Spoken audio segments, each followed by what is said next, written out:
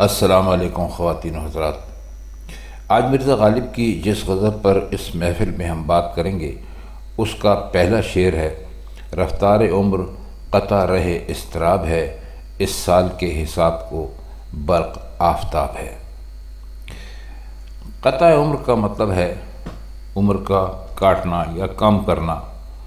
اگر اس کی رفتار پر نظر ڈالی جائے تو ایسا معلوم ہوتا ہے کہ ہم حالت اضطراب میں کٹنے والے راستے پر جا رہے ہیں۔ سال کے حساب سے صورت یہ ہے کہ آفتاب 12 منزلیں طے کرے تو سمجھتے ہیں کہ ایک سال ہو گیا، اور معلوم ہے کہ شمسی سال 365 دن کا ہوتا ہے، تو گھنٹوں ہی کی گنتی پوری کرنے کے لیے چوتھے سال یعنی فروری کے مہینے میں ایک دن بڑھا دیتے ہیں، جسے لیپ کا سال کہتے ہیں۔ مرزا کہتے ہیں کہ جس طرح سال کا حساب سورج کی بنا پر کیا جاتا ہے، اسی طرح عمر کا حساب مطلوب ہو تو برق کی بنا پر کیا جانا چاہیے۔ مقصد یہ ہے کہ عمر بجلی کی طرح تیز رفتار ہے، اور زندگی کی منزل طے کرنے کی وہی صورت ہے جیسے کوئی فاصلہ حالت اضطراب میں طے کیا جائے۔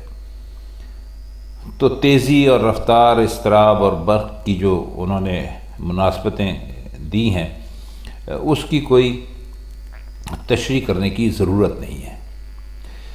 اگلا شعر دیکھیے کہ مینائے میں ہے سرو نشاط بہار سے، باقی تذرو جلوائے موج شراب ہے۔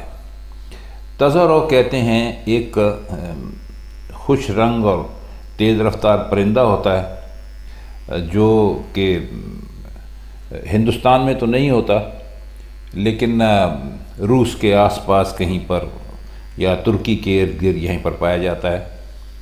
تو فاختہ اور قمری کی طرح شاعروں نے تذرو کو بھی سرو کے درخت کا عاشق قرار دیا ہے، یعنی اسے سرو کا جو درخت ہے اس پر بیٹھنا بہت اچھا لگتا ہے۔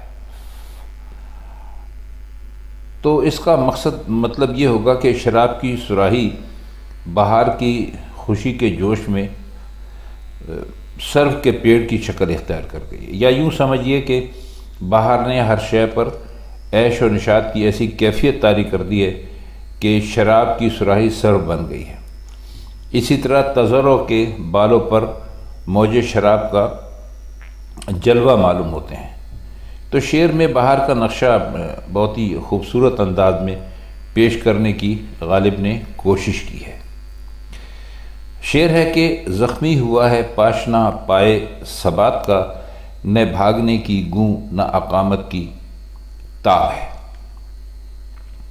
نہ بھاگنے کی گوں نہ اقامت کی تاب ہے۔ پاشنا کہتے ہیں ایڑی کو، اور گوں کا مطلب ہوتا ہے طاقت یا ہمت۔ اقامت کا مطلب ہوتا ہے قائم رہنا، اپنی جگہ پہ برقرار رہنا یا ٹھہرنا۔ تو کہتے یہ ہیں کہ اپنی جگہ کھڑے رہنے سے پاؤں کی ایڑی ہی زخمی ہو گئی ہے۔ اب نہ بھاگنے کی ہمت اور طاقت ہے، نہ ٹھہرے رہنے کی طاقت ہے، کیونکہ آپ کہیں بھاگیں یا کہیں ٹھہریں تو اس کا انحصار ایڑیوں پر ہی ہوتا ہے۔ تو میدان جنگ میں دو ہی صورتیں پیش آ سکتی ہیں کہ یا تو انسان ہمت اور جرأت سے کام لے کر ثابت قدمی دکھائے، یا نامرد بن کے بھاگ جائے۔ لیکن جس شخص کی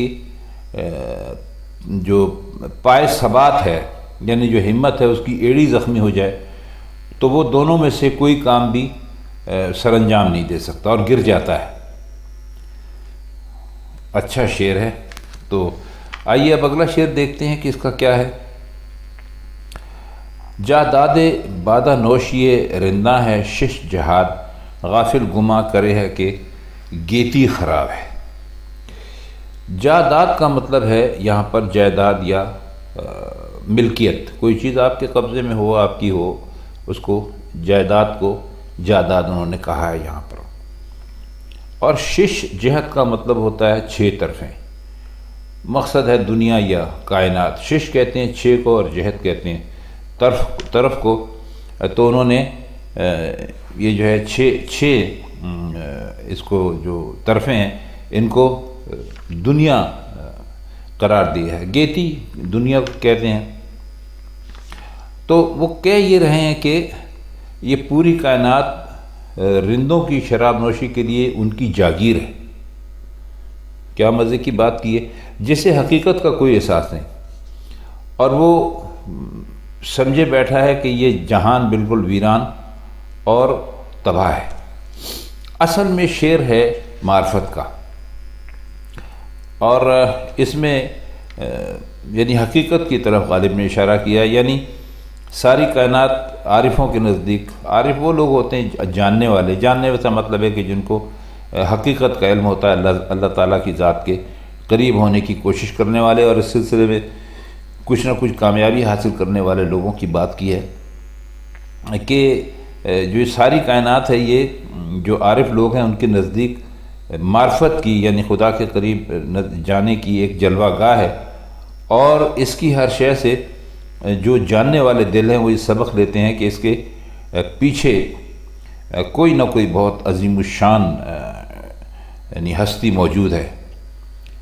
تو جو لوگ عرفان کی باتوں کو نہیں سمجھتے، وہ سمجھتے ہیں کہ دنیا بالکل بیکار ہے، بے ترتیب ہے، اس کا کوئی فائدہ نہیں ہے، اس میں کوئی کام آپ کا سیدھا نہیں ہو سکتا۔ تو مرزا یہ واضح کرنا چاہتے ہیں کہ اس کائنات میں کوئی بھی شے ایسی نہیں جو کوئی مقصد پورا نہ کر رہی ہو۔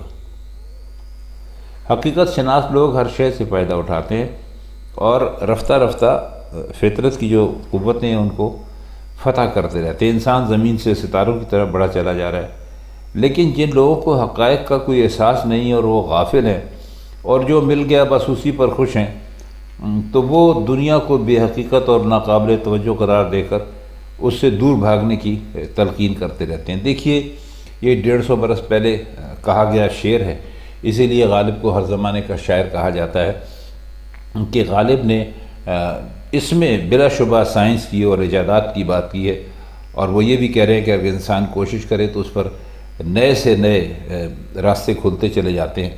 اور ہمارے آپ کے دور میں آپ دیکھ لیجئے کہ انسان چاند پر پہنچ گیا اور اب چاند سے بھی آگے جانے کی تیاریاں کر رہا ہے۔ اسی طرح آپ سائنس کے میدان میں ترقی کو لیجئے تو آپ کو احساس ہوتا ہے کہ دنیا اس وقت کہاں سے کہاں پہنچ چکی ہے، یعنی معمولی سے معمولی مالی حیثیت رکھنے والے ملک بھی اس وقت جدید ٹیکنالوجی سے پورا فائدہ اٹھا رہے ہیں۔ تو اس معنوں میں غالب کو ہم کہہ سکتے ہیں کہ وہ جاننے والے آدمی تھے، ان کی نظر مستقبل پر تھی۔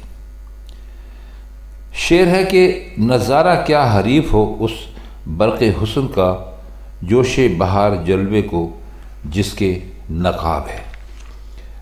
اب شعر میں کوئی مشکل لفظ تو ہے نہیں، وہ کہتے یہ ہے کہ نظارہ اس کے برق حسن یعنی جو حسن کی بجلی ہے اس کے جلوے کا کیسے متحمل ہو سکتا ہے جس کے لیے فصل بہار کا جوش پردے کا کام کر رہا ہے۔ مرزا کہنا یہ چاہتے ہیں کہ جوش بہار کی جو خوبصورتیاں ہیں اور اس کی جو تازگی ہے اس کا نظارہ آسان نہیں ہے، حالانکہ جوش بہار حسن حقیقی کا ایک نقاب ہے، یعنی قدرت کا ایک نقاب ہے، آگے چلیے تو پھر اللہ تعالیٰ کا ایک نقاب ہے۔ اس صورت میں کوئی اصل حسن کی تاب کیا لا سکتا ہے؟ شعر ہے کہ میں نامراد دل کی تسلی کو کیا کروں، مانا کہ تیرے رخ سے نگاہ کامیاب ہے۔ اب اس میں بھی کوئی ایسا مشکل لفظ نہیں ہے، کہتے یہ ہیں کہ میں نے مانا کہ نگاہیں تیرے چمکتے ہوئے چہرے پر پڑ رہی ہیں، لیکن میں اپنے اس نامراد دل کو کیسے تسلی دوں؟ وہ صرف دیدار سے تو مطمئن ہو نہیں سکتا، اس کے لیے کچھ اور چاہیے۔ تو بس اس شعر کا یہی مطلب ہو سکتا ہے۔ آخری شعر ہے اس کا، یعنی مقطع ہے کہ گزرا اسد مسرت پیغام یار سے، قاصد پہ مجھ کو رشک سوال و جواب ہے۔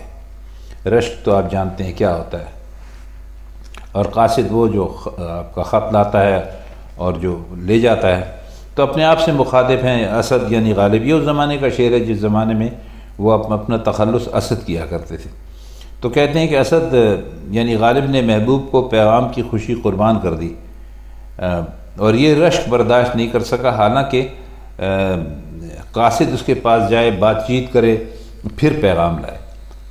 تو کہنا یہ چاہ رہے ہیں کہ محبوب کا پیغام عاشق کے لیے ہمیشہ انتہائی خوشی کا باعث ہوتا ہے، لیکن غالب کو یہ منظور نہیں ہوا کہ قاصد پیغام لینے کے لیے جائے اور محبوب سے ہم کلام ہو، یعنی محبوب سے بات کرے، تو اس رشک کے باعث پیغام وصول کرنے کی خوشی سے ہی دستبردار ہو گئے کہ بھئی ہمیں پیغام وصول نہیں کرنا، کیونکہ اس طرح جو یہ ہمارا قاصد ہے اس کو محبوب سے بات چیت کرنے کا موقع مل جاتا ہے۔ تو خواتین حضرات، یہ تھی مرزا غالب کی آج کی غزل، اس کے کچھ مشکل الفاظ کی معنی اور اس کے شعروں کا مطلب ہم نے کرنے کی کوشش کی۔ ہمیں کمنٹ سیکشن میں ایک صاحب نے لکھا ہے کہ یہ آپ انتہائی بھدی تشریح کرتے ہیں اور یہ بہت ہی بری تشریح ہے، اور ایسا لگتا ہے کہ جیسے ہم نثر پڑھ رہے ہیں۔ تو ان کی خدمت میں عرض ہے کہ تشریح کبھی بھی منظوم نہیں کی جاتی، تشریح ہمیشہ نثر ہی میں کی جاتی ہے۔ تو شاید انہوں نے، میرا خیال ہے کہ پہلے ہی کبھی کسی شعر کی تشریح نہیں سنی، یا ان کو بنیادی طور پر علم ہی نہیں ہے کہ تشریح کہتے کسے ہیں۔ بہرحال ہر قسم کے لوگ ہوتے ہیں۔ تو آپ سے ملاقات ہوتی ہے مرزا غالب کی کسی اور غزل کے ساتھ کسی اور محفل میں، تب تک کے لیے ہم آپ سے اجازت چاہتے ہیں۔ خدا حافظ۔